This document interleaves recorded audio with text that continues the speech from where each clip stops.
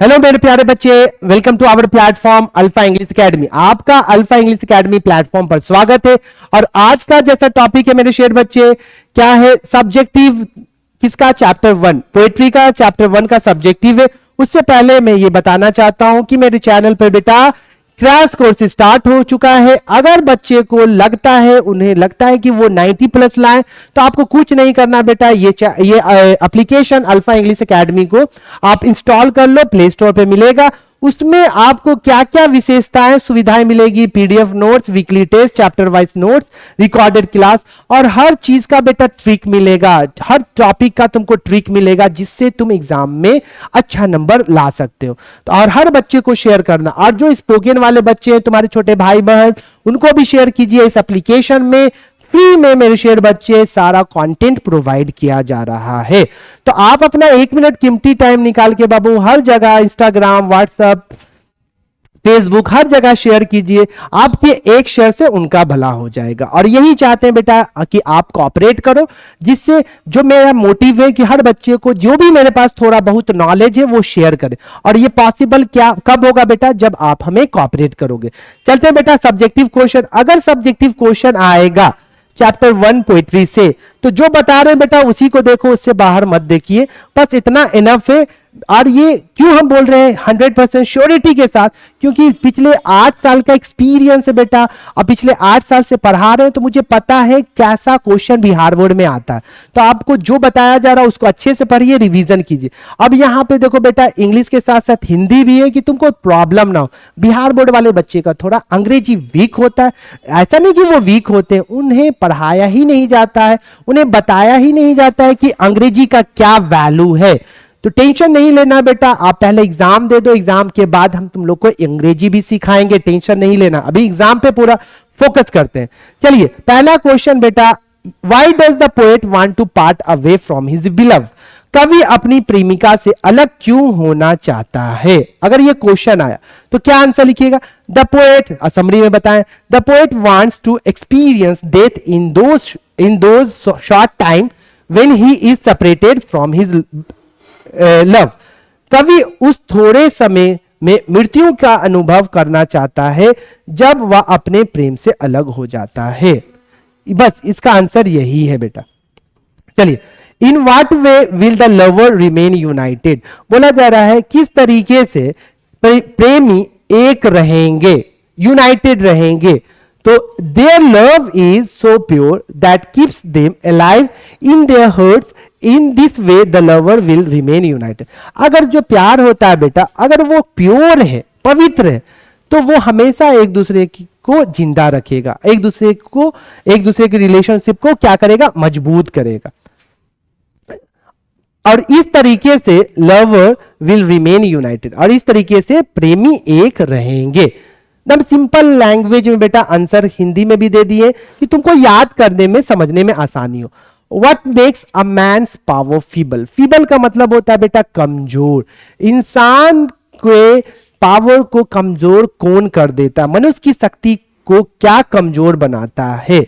एक चीज माइंड में रखो बेटा, इंसान के पास अच्छा खराब दोनों टाइम आता है। ऐसा नहीं कि आज अच्छा है तो कल खराब होगा बेटा। ऐसा नहीं कि जिंदगी हमेशा अच्छा ही रहता है, जिंदगी में हमेशा दुख ही रहता है, अप एंड डाउन होते रहता है। तो उस तरीके से खुद को बैलेंस करना। इंसान क्या होता है, जब बुरा वक्त आता है तो कमजोर हो जाता है, टूट जाता है, थक जाता है। नहीं, वहां पर अगर बुरा वक्त आ रहा बेटा, just keep this in your mind कि ऊपर वाले तुम्हें स्ट्रांग बनाना चाहते हैं। आप पॉजिटिवली चीजों को क्यों नहीं समझते हो? आप निगेटिवली क्यों चीजों को समझते हो? अरे यार प्रॉब्लम मेरे साथ क्यों होता है, ये होता है। आप काम करना बंद कर देते हो, घर में बैठना स्टार्ट कर देते हो, लोगों से मिलना बंद कर देते हो। तो इससे आप डिप्रेशन में चले जाओगे। नहीं, अगर प्रॉब्लम आ रहा है तो चैलेंज उसको एक्सेप्ट करो और सोचो कि वो प्रॉब्लम आया है क्योंकि इस प्रॉब्लम को हल हम ही कर सकते हैं।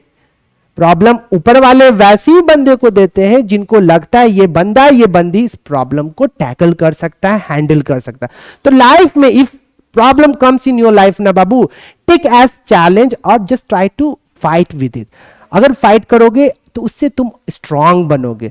और जब भी प्रॉब्लम आएगा बेटा तो मुस्कुरा के उसको एक्सेप्ट करो, ये कि लाइफ है बेटा, life is like that only. तो यहां पर इंसान के लाइफ में थोड़ा सा प्रॉब्लम आता है, कोसना स्टार्ट कर देता है परिवार को, ऊपर वाले को, समाज को, दोस्त को। नहीं, आपका प्रॉब्लम आपको सॉल्व कीजिए, उससे मजबूत बनिए। तो वही बोला जा रहा है कि good fortunes can not last, अच्छा जो टाइम होता है, किस्मत होता है, वो हमेशा थोड़ी ही होता है।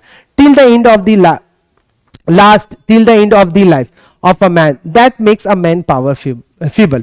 ऐसा थोड़ी होता है कि अच्छी किस्मत मनुष्य के जीवन के अंत तक नहीं टिक सकती, जो मनुष्य की शक्ति को कमजोर बनाती। ऐसा थोड़ी कि जो अच्छा मोमेंट रहेगा तभी हम बल्ले बल्ले, well and good, everything is going good around me, ऐसा थोड़ी है। हर मोमेंट में जीना सीखो।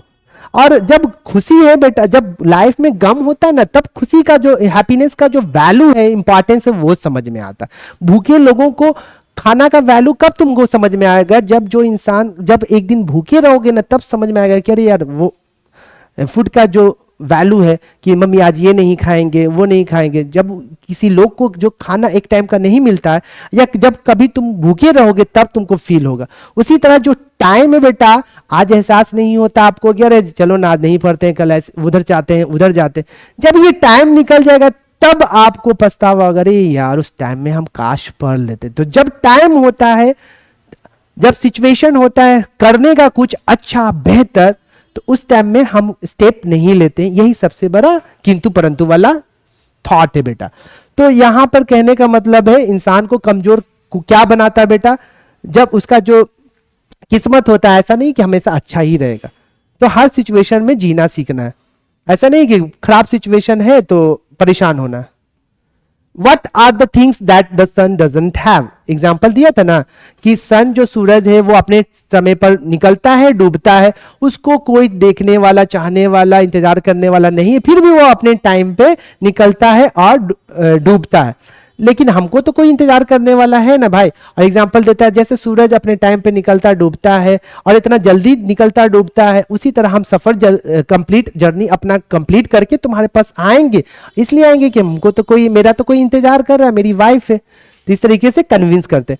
और the sun has no beloved, जाहिर सा बात है, तो ही हैज नो डिजायर और मोटिव टू रिटर्न क्विकली। उसका कोई इंतजार करने वाला थोड़ी है, कोई बिलव्ड थोड़ी है, तो उसके पास कोई डिजायर और मोटिव नहीं है जल्दी आने का। मेरे पास तो मोटिव है, जल्दी आएंगे क्योंकि मेरी वाइफ है जो इंतजार कर रही है मेरा। वही सेम चीज बेटा, सूरज का कोई प्रिय नहीं है, इसलिए उसके पास जल्दी लौटने का कोई इच्छा या मकसद नहीं है। चलिए अगला question, how do saying and weeping affect the speaker? मतलब देखिए, आहें भरने और रोने से वक्ता पर, स्पीकर पर क्या असर पड़ता है? उसका अच्छा थोड़ी लगता है। आप कोई काम कर रहे हो और आपके सामने कोई रो, आप कहीं जाना चाहते हो, आपके फैमिली मेंबर रो रहे हैं, तो अच्छा लगेगा जी? नहीं लगेगा। तो when the speaker beloved Sai, जब उसकी वाइफ जो रोती है, सी ड्राइज अप सोल, तो उसको अच्छा नहीं लगता है। सी विप्स सी डिके हिज ब्लड, और वो रोती है तो उसको लगता है कि उसका आंसू देख के उसको बुरा लगता है। उसको लगता है कि उसके आंख से जो आंसू गिर रहा है, उसके आंख का जो आंसू है, ऐसा फील करता है कि वो आंसू नहीं, वो मेरे बदन का खून निकल रहा है। चलिए समरी में पूरा डिटेल में बताएं बेटा। अगर क्वेश्चन आया आपके सामने, what does the poet believe and why? कवि जो है वो क्या यकीन करता और क्यों? The poet believes that he will make his journey successful because he has everything sense, desire and belief. कवि कहता है कि ये अपना जर्नी सफर जल्दी पूरा करेगा। क्यों करेगा? और इसका जर्नी सक्सेसफुल रहेगा। क्यों? क्योंकि ही हैज एवरीथिंग। सबसे पहले तो सेंस है, इसके पास दिमाग है, डिजायर है, और इसकी वाइफ है जो इसका इंतजार कर रही है, बिलव्ड है, प्रेमिका है। कवि का मानना है कि वह अपनी यात्रा को सफल बनाएगा क्योंकि उसके पास सब कुछ है, इच्छा और एक प्रिय। चलिए अगला question, has the poet found another lady? Does he hope from this world? No, the poet has not found any other lady. नहीं, वो अपनी वाइफ ही से प्यार करता था। नॉर ही होप्स, और उसे उम्मीद भी नहीं था कि कोई उसे दूसरा मिले। Hopes from this world, he loves only his beloved, वो सिर्फ अपनी प्रेमिका से प्यार करता था। एंड हर ट्रू लव, और उसके प्यार को, वो उसके जो रिस्पेक्ट को और अपनी प्रेमिका के प्यार से को प्यार करता था। मतलब जैसे कहने का मतलब if you love someone obviously someone loves you, होता है ना।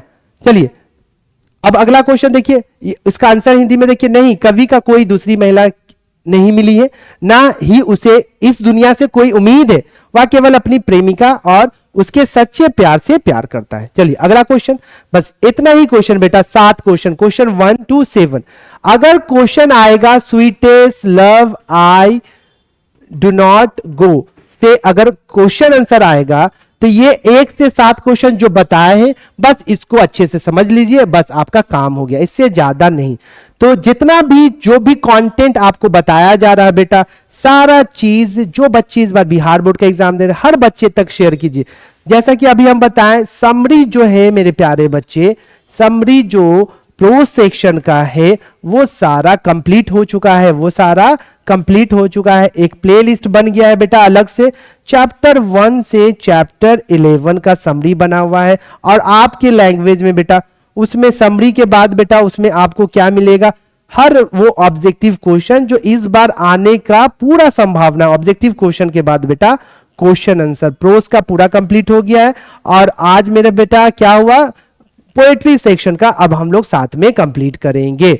तो हर बच्चे तक शेयर कीजिए, आपके एक शेयर से उनका भला हो जाएगा। फाइनली मेरे शेयर बच्चे, bye, take care, have a good day.